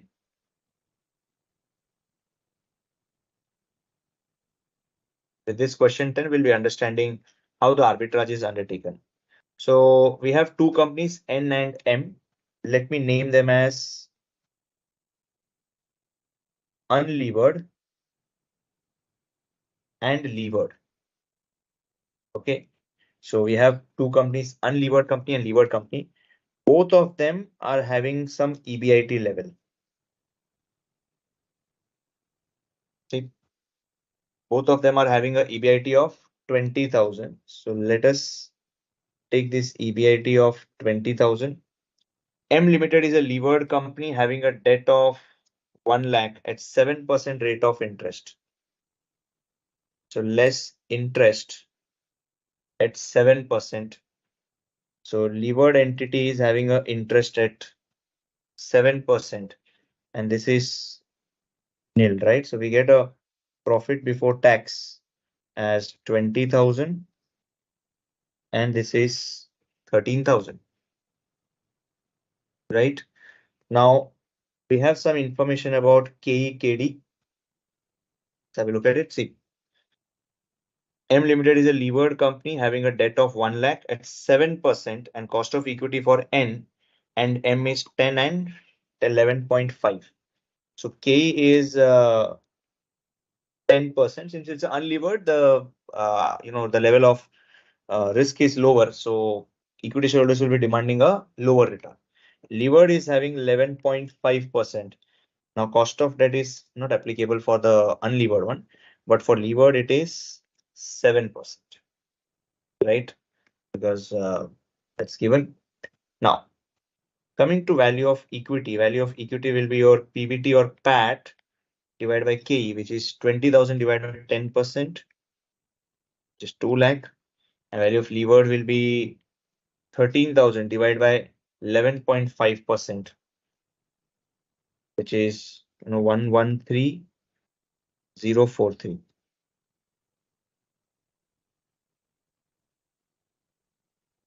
Right? Value of debt is nil, and over here it is 1 lakh. Then you have the value of firm as 2 lakh, and this is 2,13,043. Now tell me, which company is having more value, which company is having less value? Of course, it is the levered entity which is having more value. So here the movement is going to be from levered to unlevered, and this is what we call it as primary arbitrage.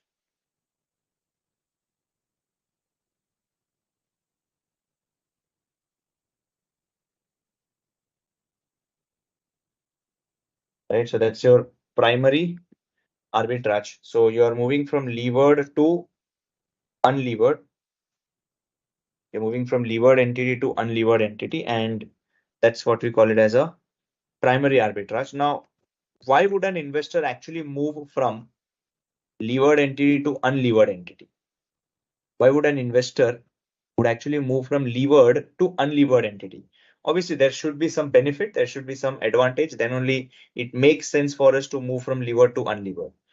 Now, how do we understand that we have some sort of advantage by shifting our investments from levered to unlevered? So let us assume,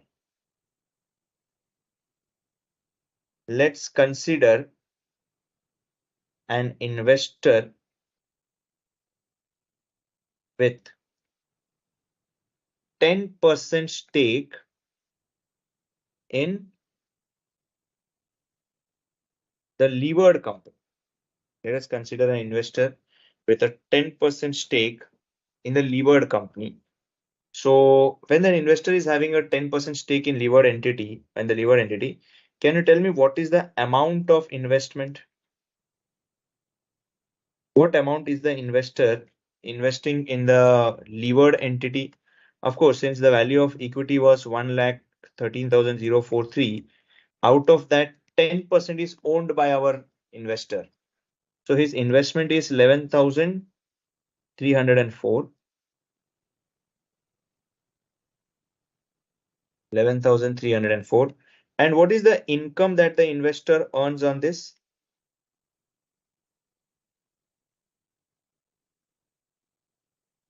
Income on the investment. Can I say whatever is the profit after tax of that, the investor is earning 10%, correct? So as of now, the investor,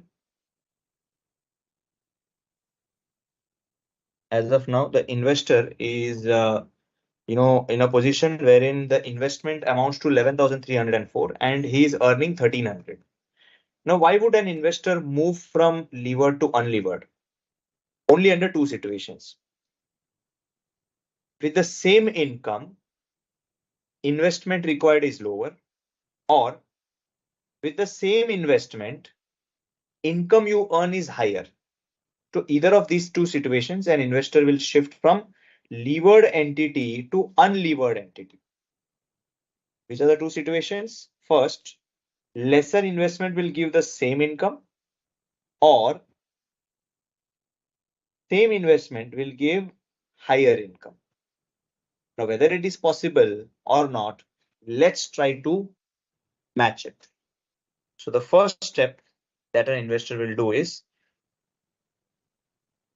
what will be the sale proceeds? He will check what will be the sale proceeds from investment. Sale proceeds from the investment will be Of course, 11,304. But he is not going to invest this 11,304 into the unlevered company for a simple reason. And that is, for a unlevered entity, there is no debt. Whereas the investment in levered entity, there was debt. So there was indirect debt on the investor, because if the company defaults on this debt payment, equity shareholders will have to pay from their pockets. So simply moving this entire investment to unlevered is not going to be equal, because I need to match the risk. I need to have the same risk. So to have the same risk, the investor is going to take a personal loan in his own name, because in levered entity, the company had a loan which was having indirect impact on the investor. In the unlevered entity, there's no debt. So to match the risk profile with my earlier investment, what will I do is I will take a debt. So we'll say to match risk profile of both investments, the investor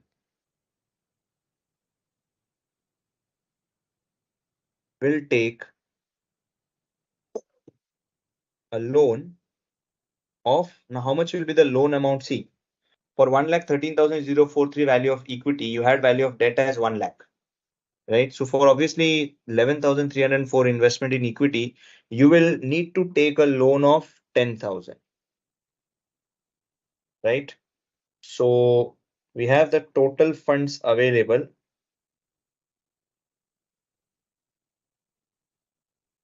as 11,304 plus 10,000, which is 21,304.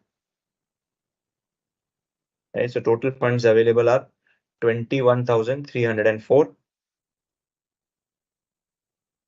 Then the third scenario is, third step rather, invest 21,304 in unlevered entity.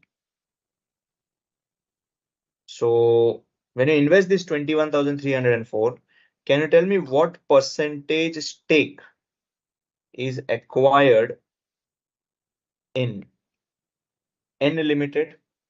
Because see, the value of the entire company is 2 lakh. This entire investment of 21,304 is made in it. So 21,304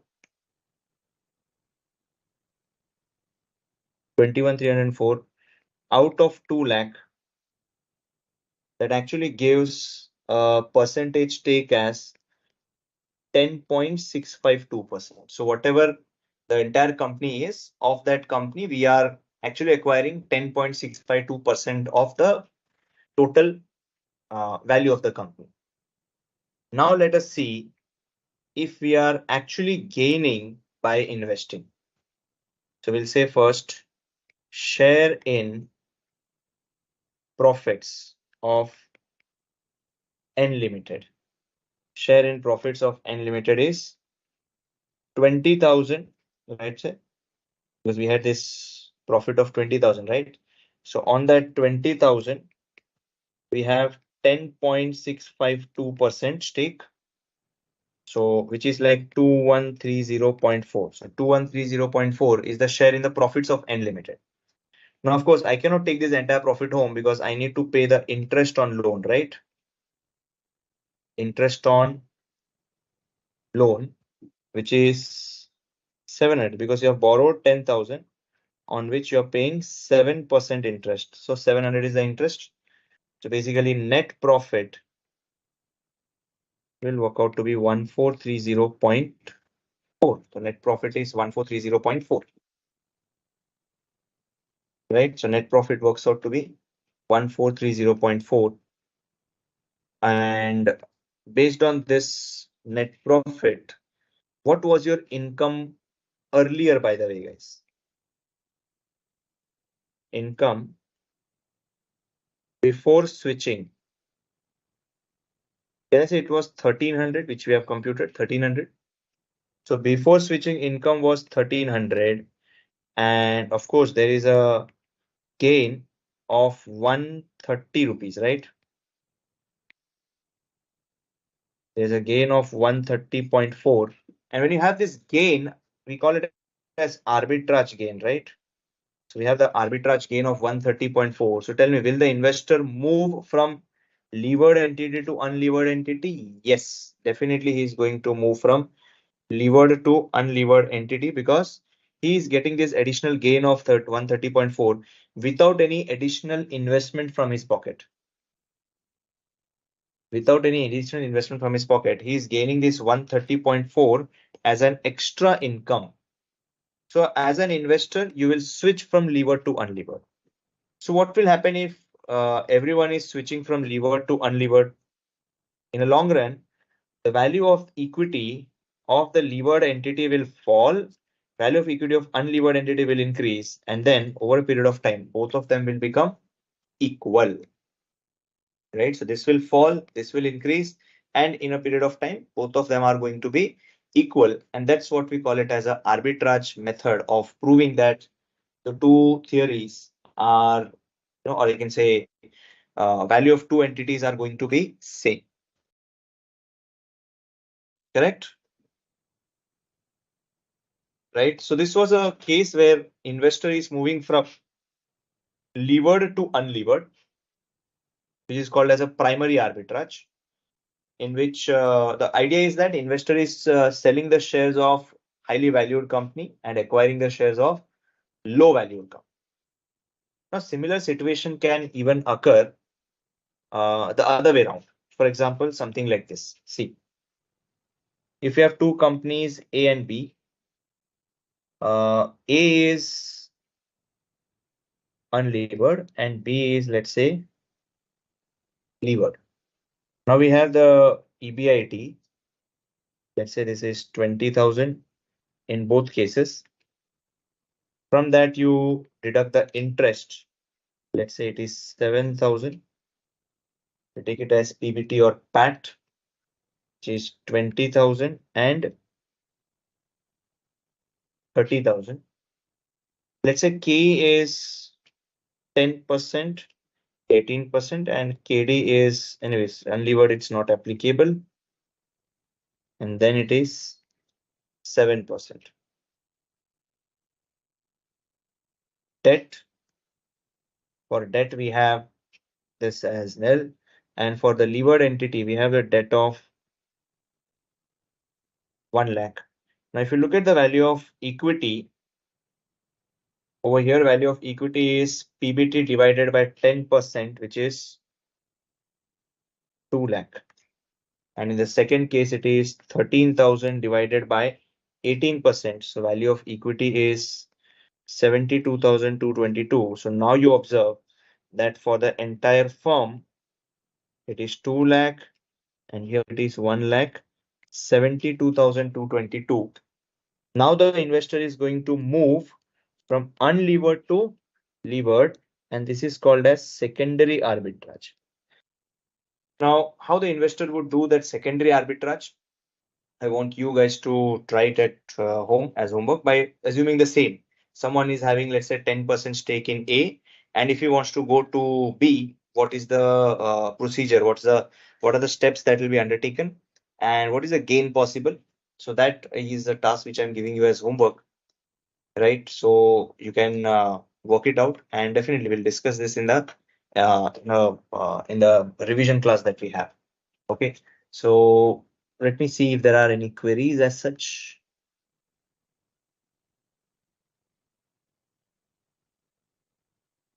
Please share shortcuts or some tricks. There's no trick as such, Bhumika, but you just need to be thorough with the formulae.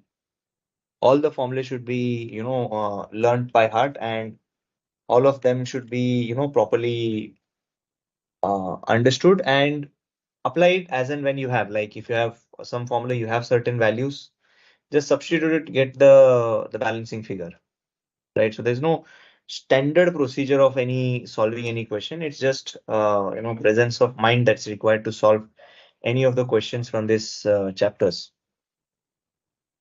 Okay. So we have seen some of the prominent methods. Just to quickly recap as to what we have done. We started with the capital structure theory, and we said that there are two set of theories that are being discussed. One is whether the capital structure is affected by debt. I mean, whether the value of the company is affected by capital structure. It can be answered to yes or no. If it is yes, then you will say value of the company will be affected by capital structure. If it is no, value of the business will remain unaffected by the capital structure. So there are two approaches. One is the theories of relevance, theories of irrelevance. Theories of relevance say that capital structure is affected. Theories of irrelevance say capital structure is not affected. Prominent theories of relevance, we had net income approach, traditional approach, and Modigliani-Miller with tax approach. Theories of irrelevance, we had net operating income approach and Modigliani-Miller arbitrage without tax approach. Net income approach, we have stated that, we went through the basic formula and the assumption, and then we begin with the net income approach, in which the first point was cost of debt is lower than cost of equity. That led to the weightage of debt being increasing and causing the cost of capital, overall cost of capital getting reduced. And as the overall cost of capital gets reduced, the value of the firm is going to increase, right? And that's where we say that the capital structure is getting the value changed, right? Whereas net operating income comes in and it identifies one shortcoming of the net income approach, which is the expectations of equity shareholders will increase as you take more debt. And that's where there is a both side pull on KO and KE, and that which makes it as a constant. Traditional approach comes in and it divides the entire level of borrowing into three stages. And then we had the Modigliani-Miller with taxation approach. And finally, we had the Modigliani-Miller arbitrage approach, in which I have given you one of the question as homework. You can take a screenshot of this and try it at home, which we will definitely discuss in the revision class. So I don't see any queries as such on the portal. So everything seems fine as of now. Manisha says everything understood, sir. Okay.